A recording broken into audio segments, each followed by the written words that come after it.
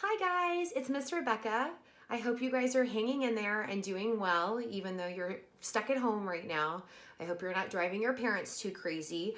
And I'm hoping to actually give them a little bit of a break while we kind of work together and we talk about, or I talk to you about some composers each day. So today is day one, and we're going to have different videos every day. And these videos that I'm going to post every day, we're going to take a different musical composer to talk about each day.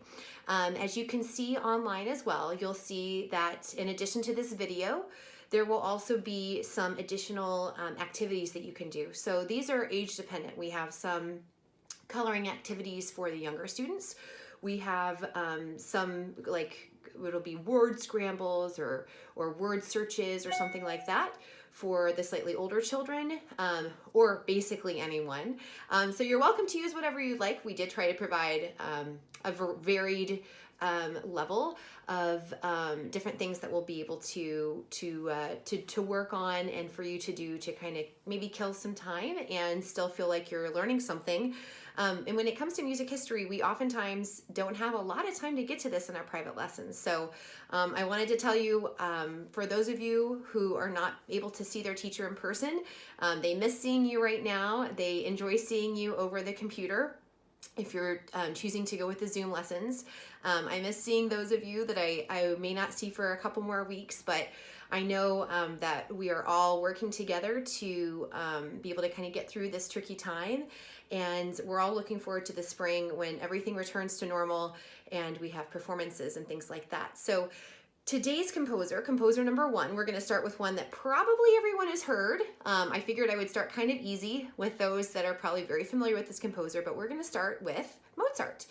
His full name being Wolfgang Amadeus Mozart, or usually you'll see it W.A. Mozart. All right, and we're going to talk about some of the pieces that he composed and about his life, where he lived, where he grew up, things like that. So I hope you enjoy, and I hope you enjoy day one, Mozart. Mozart was born in 1756 in Salzburg, Austria. Many of you have probably been over to Europe, and Austria is one of the countries in Europe. Salzburg is a city in Austria. And to this day, if you travel to Salzburg, you can still see his birthplace and where he grew up before he moved to Vienna and got married and continued composing in Vienna. And that's actually where he passed away, was in Vienna, Austria. His father was a choir master and was also a composer, but nothing like his son ended up being. He had a sister, Nannerl, and they both took lessons with their father. When Wolfgang Amadeus Mozart, the Mozart that we know to be Mozart, was age 4, he started keyboard lessons, and by age 5, he was showing greater musicality through his playing. He was so young, though, he wouldn't be able to actually write down the songs that he was composing. So instead, he would be able to play them, and his father would help what we call transcribe and write them down on the staff paper for him. As you know, it's tricky to write notes on the staff, and so his father would help him out with that. And of course, this was long before they had pencils with erasers. They were still using the quill pen and ink. Everything was permanent. If they made a mistake, they basically had to start over. Mozart and his sister continued traveling through Europe with their father, and Mozart continued to, of course, play the keyboard, back then the harpsichord, which we'll talk about a little bit later.